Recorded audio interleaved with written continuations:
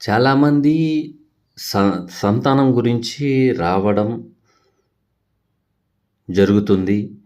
కాబట్టి కొంత మేము చెప్పేది వినండి.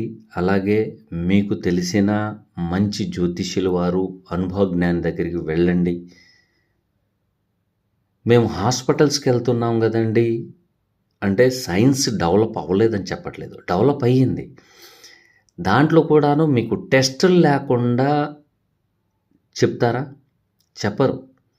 కానీ జ్యోతిష్యులు వారు మీ date of birth, time, place కరెక్ట్‌గా ఇచ్చి, బర్త్ టైమ్ రెక్టిఫికేషన్ చేయించిన తర్వాత మీకు సంతానం కలుగుతుందా లేదా అనేది కూడాను చెప్పగలిగే మహత్తరమైన శాస్త్రం జ్యోతిష్య శాస్త్రం.